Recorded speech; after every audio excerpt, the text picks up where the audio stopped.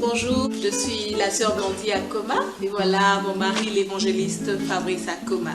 Aujourd'hui nous allons parler de comment choisir un partenaire pour le mariage. Wow. Gloire à Dieu, c'est un Alléluia. sujet très important en ce moment, vu les choix de couple et pour les gens qui aspirent au mariage et les gens qui sont au mariage, ceux qui ont eu des problèmes à choisir un partenaire, mais ceux qui sont déjà dans le mariage, nous sommes là pour vous aider et vous orienter.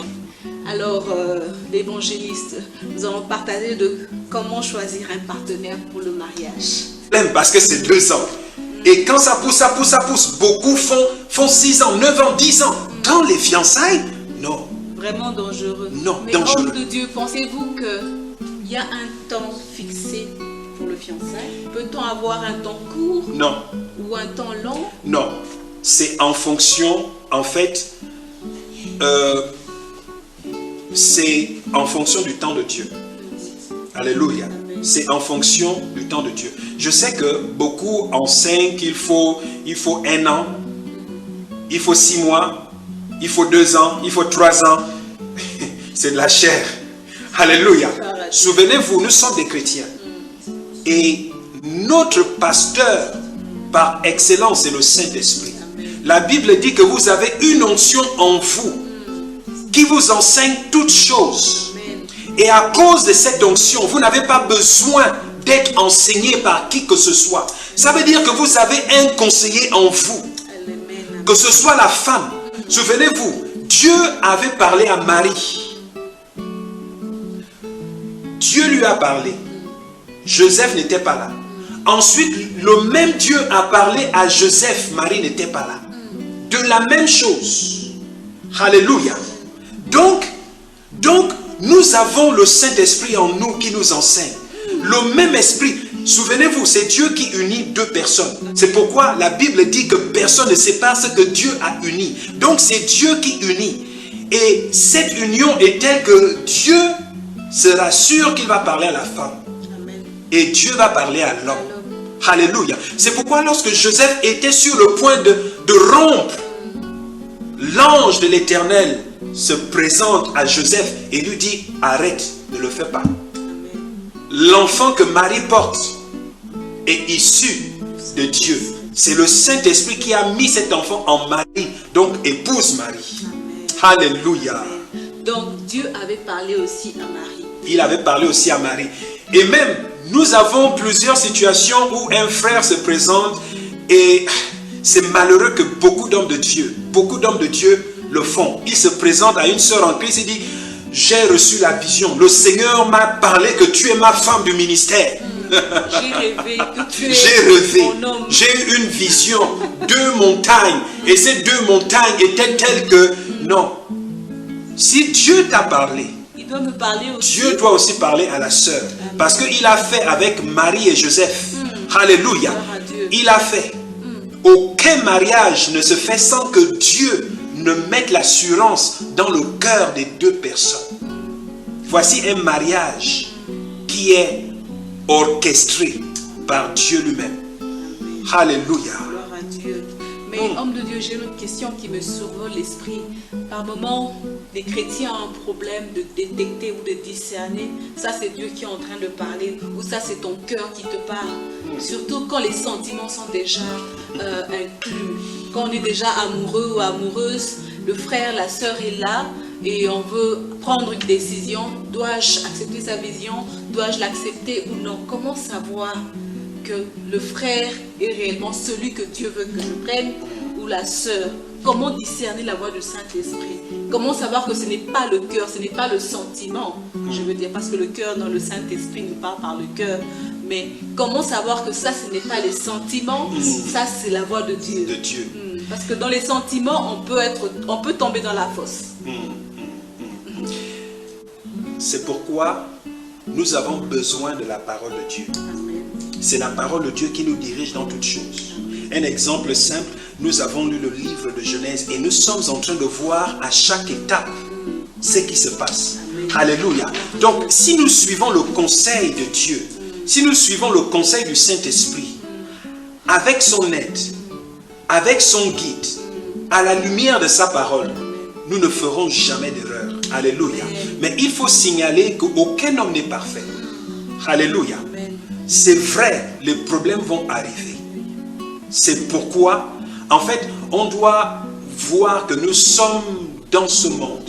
Ce monde est dirigé par le diable. C'est pourquoi la télévision affecte les mariages négativement. Internet affecte les mariages négativement. La société aussi affecte les mariages négativement, où nous avons des amis qui sont amis à la femme, mais qui ne sont pas amis au mari. Ça, c'est un problème. Des amis qui sont amis au mari, mais ne sont pas amis à la femme, c'est dangereux, parce que nous sommes une seule chair en ce moment. Donc, quiconque se dit mon ami doit être ami du couple. Je ne devrais pas avoir une relation avec cette personne. Je ne parle pas seulement aux femmes. Ça veut dire, je suis l'homme, j'ai des amis femmes et qui ne sont pas amis à ma femme. Non, je parle de tout le monde, que ce soit un homme, que ce soit une femme. Les amis, souvent, sur 10 amis, on peut trouver 8, on peut trouver 7, on peut trouver en fait un certain nombre. Il y a des amis que nous ne sommes même plus censés avoir. Et comment savoir cela? Les valeurs. Quelles sont les valeurs que nous partageons? Voilà. Qu'est-ce que nous partageons? Si tout ce que nous partageons émane de la piété et encourage notre mariage, nous pouvons garder une telle amitié. Alléluia. Donc, pour savoir si c'est de Dieu ou si ce n'est pas de Dieu, nous avons besoin du Saint-Esprit. Alléluia. Le ministère du Saint-Esprit doit être activement en nous. Alléluia. Nous devons être en relation avec le Seigneur, en communion avec le Seigneur. Nous avons beaucoup de personnes qui ne pensent qu'à Dieu. En fait, ils ne sont pas engagés dans la maison du Seigneur. L'église ne les intéresse pas, mais quand ils sont sur le point de se marier, ils cherchent maintenant un pasteur pour le bénir. Pour le bénir. C'est du désordre. Vraiment. Et de tels pasteurs, en fait, ces pasteurs-là ne sont même pas sérieux parce qu'ils doivent les arrêter immédiatement.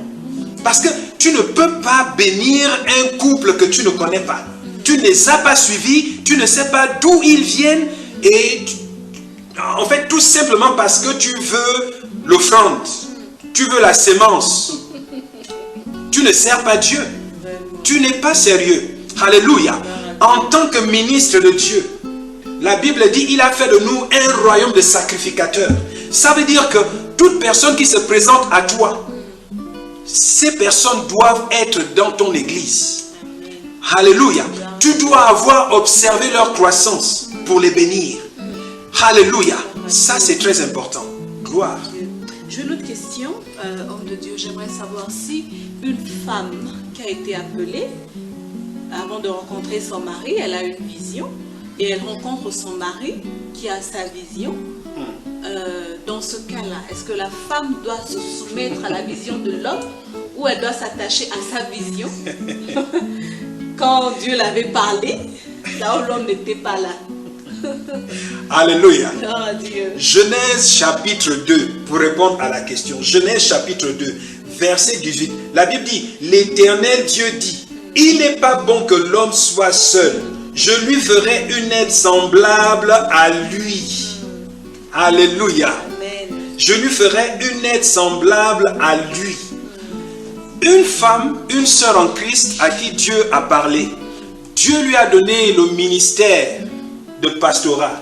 Elle est soit un pasteur, peu importe son appel. Et maintenant, elle trouve un homme qui doit l'épouser. C'est clair. La Bible dit, l'Éternel Dieu dit, il n'est pas bon que l'homme soit seul. Je lui ferai une aide semblable à lui. Alléluia. Amen. Donc ça n'a rien à voir avec ton appel de ministère. Là, il s'agit du mariage. Il s'agit d'un homme qui doit t'épouser. Il n'épouse pas le pasteur que tu es. L'homme épouse la femme que tu es. Alléluia. Gloire à Dieu. Donc, Dieu. il faut dissocier l'appel de Dieu dans ta vie. Wow. cet homme qui accepte de t'épouser, c'est déjà que tu es pasteur. C'est déjà que tu as des responsabilités à l'église. Mais cet homme-là aussi sait que tu es une femme qui doit devenir sa femme. Donc, ce principe, tu dois l'appliquer. Il n'est pas bon que l'homme soit seul. Je lui ferai. Qui ferait? C'est Dieu. Donc, Dieu fait de toi une aide semblable à qui? À lui, l'homme qui doit t'épouser. Donc, tu dois devenir une aide semblable. Donc, tu dois l'aider et tu dois lui ressembler. Alléluia. Donc, même pour lui ressembler, tu dois savoir qui est-il. Est-ce que tu vas tout simplement parce que tu es désespéré? Beaucoup de femmes se marient parce qu'elles sont désespérées. Ou on peut voir une femme qui a un ministère glorieux. Elle épouse un homme, elle chute dans son ministère parce qu'elle a été désespérée. Dieu ne veut pas que nous soyons désespérés parce que tout le monde n'est pas appelé à se marier. Amen. Alléluia. Amen. Donc certains ne sont pas appelés à se marier, mais d'autres aussi malheureusement ne vont pas se marier. Wow. Il y a deux catégories. Wow. Certains ne sont pas appelés à se marier. Jésus l'avait dit. Secondo, il y a certains qui malheureusement, à cause de plusieurs facteurs dans la vie, ne vont pas se marier. Wow. Alléluia. Wow. À cause de certains facteurs, soit la faute leur revient, soit à cause des circonstances, ne vont pas se marier. Wow. Mais si ça arrive, souvenez-vous,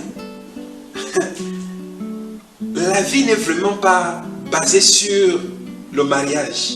Wow. Alléluia. Wow. Mais c'est pas facile. C'est pourquoi nous devons tous, en fait, nous recueillir à l'Éternel. Wow. On doit faire confiance à Dieu.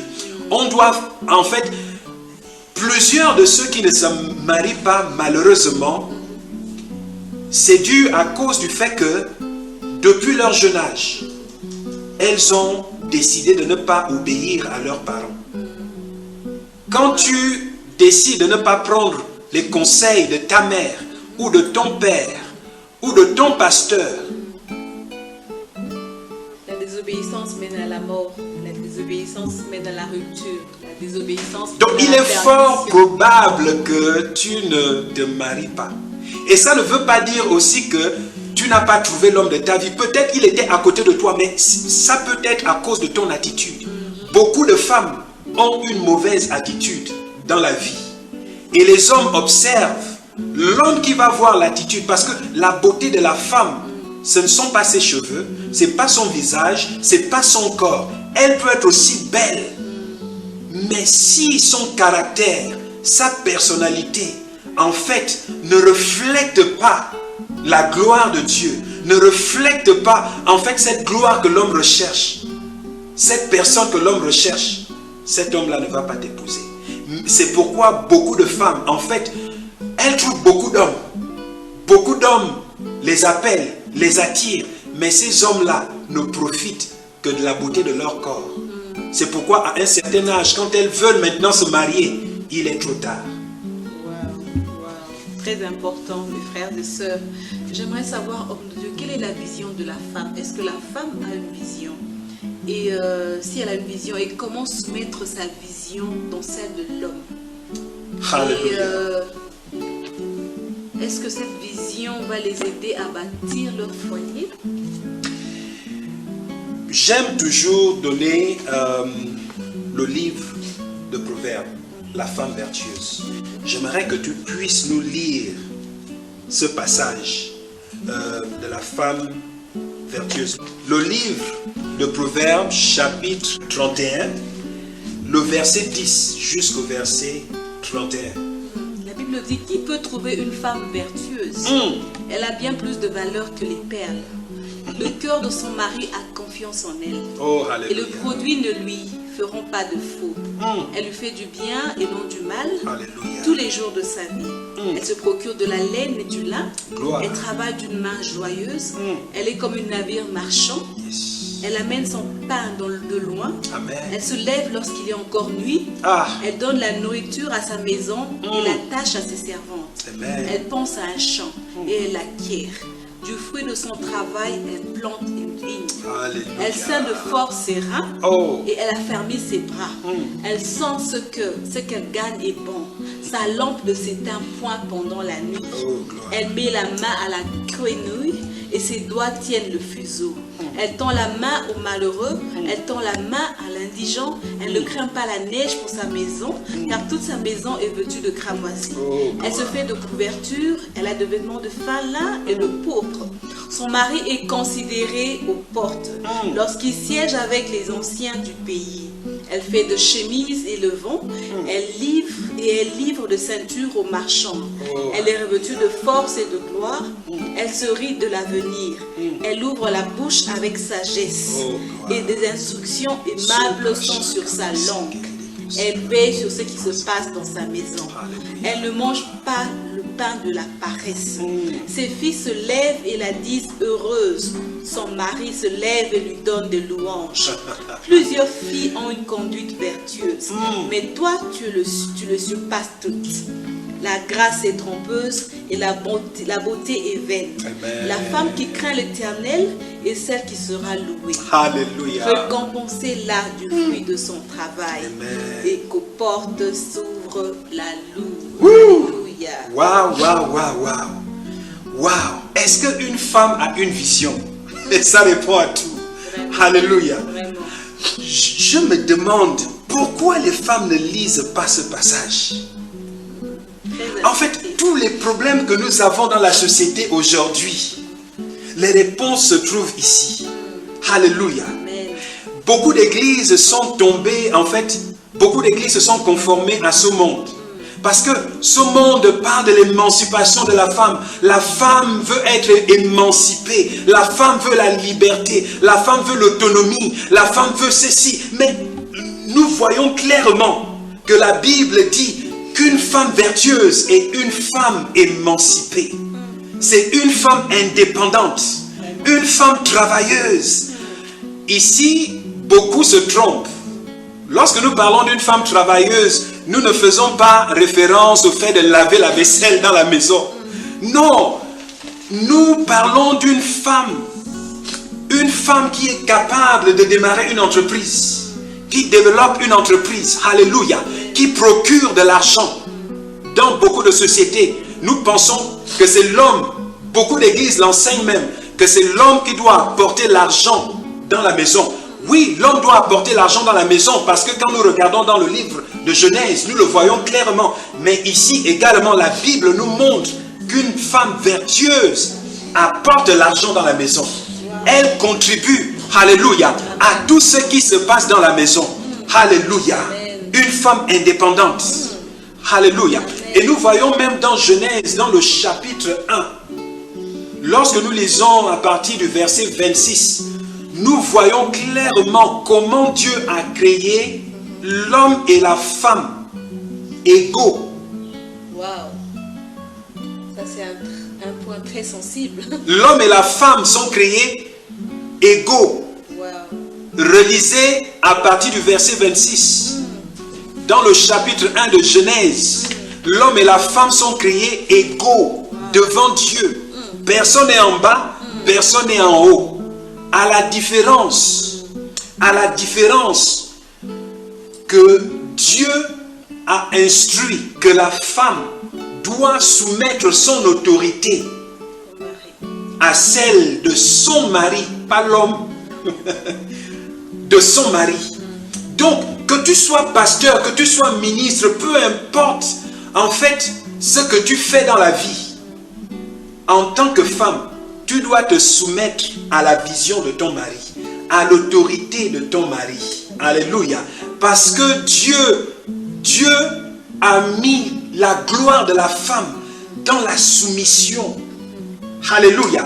Et j'aime toujours prendre l'exemple du Saint-Esprit en disant que les prodiges, les signes et les prodiges que nous pouvons voir à travers la vie d'un homme de Dieu, nous donnons toujours la gloire à l'homme de Dieu. Nous disons, waouh, cet homme-là est puissant. Non, la vérité c'est que le puissant homme, c'est celui que vous ne voyez pas. Lui, il n'est qu'un instrument. Mais le puissant homme, c'est le Saint-Esprit. C'est lui qui fait tout le travail. Son but, c'est de rendre cet homme-là grand. C'est ce que le Saint-Esprit fait. Il rend Dieu grand. Il rend l'homme grand. Et la femme, c'est le symbole du Saint-Esprit. Lorsque la femme arrive dans la vie d'un homme, cette femme-là, lorsque cette femme-là comprend son appel, l'appel que Dieu lui a donné, cette femme-là va rendre cet homme-là grand. Amen. Et Dieu va glorifier cet homme. C'est là que se trouve la beauté de la femme. Et c'est pourquoi le diable connaissait cela. C'est pourquoi nous avons des problèmes dans plusieurs foyers où la femme, en fait, veut occuper la place de l'homme. Pourquoi? Parce qu'elle ne comprend pas. Dans la vie, dans la société, nous avons vu beaucoup de femmes qui ont détruit un homme. Pourquoi? À cause du fait qu'elle a utilisé ce pouvoir. Lorsque tout va bien, elle va élever cet homme. Cet homme, c'est un grand homme de Dieu, ceci, cela. En fait, elle fait tout pour l'élever. Mais quand il y aura des problèmes, c'est un bandit, je vous dis, c'est un bandit. Elle va aller sur Internet. Elle va, en fait, elle va propager. Il y a un chant qu'on chantait dans le monde avant qu'on ne se convertisse. Quand la femme se fâche, le secret est dehors. Voici exactement, en fait, ils décrivent en fait la nature du diable, le caractère du diable. Le diable est là pour exposer, alors que la Bible dit en fait, l'apôtre Paul dit que l'amour couvre une multitude de péchés. Donc, si tu as aimé cet homme depuis le départ et qu'il y a un problème, si tu l'aimes réellement, tu vas toujours couvrir les péchés que tu exposes lorsque tout va mal. Alléluia. Les femmes ne comprennent pas qu'elles ont une place importante. Le diable a mis dans la tête des hommes, la tête des femmes, que la soumission veut dire, en fait, Diminuer, voilà, diminuer, se rabaisser, être rien. Le diable a mis ça dans la tête des hommes. C'est pourquoi les hommes, au fil des années, ils ont perdu leur place en voulant, en fait, assujettir la femme. C'est pourquoi lorsque nous lisons un peu l'histoire, nous allons voir que les femmes ont souffert au fil des années. C'est pourquoi nous avons des concepts comme l'émancipation de la femme. Alléluia. Où la femme veut reprendre sa place dans la société. C'est parce que l'homme s'était éloigné de Dieu et a rabaissé la femme. Et aujourd'hui, nous sommes en train de montrer que Dieu, dans son plan originel, il a créé l'homme et la femme égaux. Mais la femme doit soumettre son autorité, alléluia, à celle de l'homme pieux, l'homme qui craint Dieu. Alléluia. Waouh, waouh, waouh. Nous sommes très bénis. Donc, femme, tu n'es pas une femme elle n'est pas moindre. Tu n'es pas une femme rabaissée ou diminuée. La Bible t'a créé une femme libre. Alléluia. Tu n'as pas besoin d'être émancipée. Oh, alléluia. Donc c'est très important de connaître la vision de ton mari. C'est très important d'embrasser cette vision. La vision de ton fiancé. Amen. De ton fiancé. Oui, exactement. Si il arrive que tu sois déjà marié et que tu découvres que l'homme que tu as épousé ne semble pas savoir où il va, il n'est pas trop tard. Venez à Jésus et laissez Dieu vous bâtir. Alléluia. Mais si tu n'es pas encore marié et que tu découvres que l'homme que tu aimes, l'homme que tu veux épouser, n'a pas de fondement, le conseil, aussi difficile que cela soit, Oui. ne t'entête pas. Prends du temps encore. Ou bien arrête. Cherche un homme qui sait où il va. Parce que, une fois que la bague traverse, sache que maintenant tu es au service de Dieu. Votre mariage prêche l'évangile. Et si tu te retrouves dans une situation et que tu es marié, tu es en Christ et que vous divorcez, sachez que beaucoup d'âmes seront affectées et certains malheureusement ne pourront pas être sauvés. Alléluia. Et ce sera difficile de rebâtir. Plusieurs d'entre nous se sont retrouvés dans cette situation parce que nous n'étions pas bien enseignés auparavant. Alléluia. Mais il n'est pas trop tard. Alléluia. Quand tu as trébuché, peu importe, peut-être tu es divorcé aujourd'hui et que tu voudrais te remarier, il n'est pas trop tard. Mais reconsidère. Alléluia. Reconsidère. Et Dieu connaît les cœurs.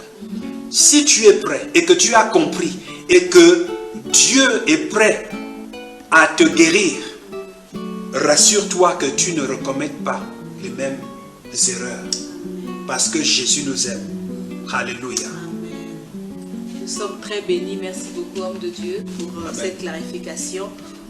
Aujourd'hui, on sait comment choisir un partenaire, comment soumettre sa vision en tant que femme à la vision du mari. Alléluia. Amen. Homme de Dieu, j'aimerais que tu puisses prier pour nos frères et sœurs qui nous suivent en ligne. Alléluia. Éternel notre Dieu, nous te bénissons pour la gloire qui règne sur ton Église. Nous sommes ton Église et nous avons des églises locales. Seigneur, nous prions, Père éternel, pour tous les hommes et pour toutes les femmes. Le but du diable, c'est de montrer au monde entier que nous ne sommes pas ceux-là que tu as appelés. Mais nous renversons ces choses aujourd'hui. Et nous prions, Père éternel, que ta parole trouve sa place dans nos cœurs, dans nos vies. Que ta parole, Père éternel, soit une lumière dans toutes les prises de décision. Au nom de Jésus-Christ de Nazareth. Seigneur, merci pour tous ces couples-là, Père éternel, qui connaissent des difficultés. Seigneur, nous te présentons, Père éternel, les pasteurs, les femmes de pasteurs, les dirigeants d'église, les églises, les chrétiens en général dans le monde entier. Nous prions, Père éternel, que tout ce que le diable est en train de faire, où nous voyons, Père éternel, un grand taux de divorce. Seigneur, merci pour ton amour.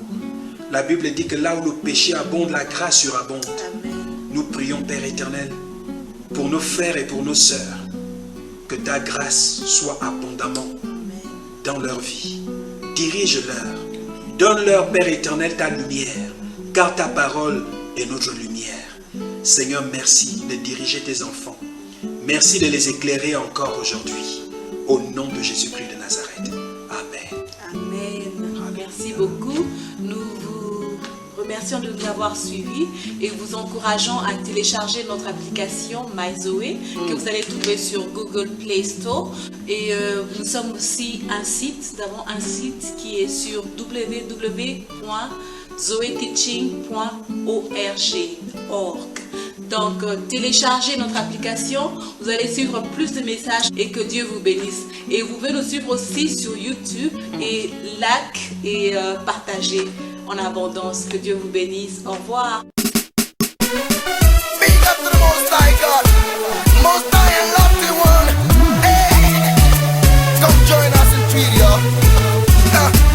Rise up, get set, everybody get set to give Him praise. No limit of boundaries.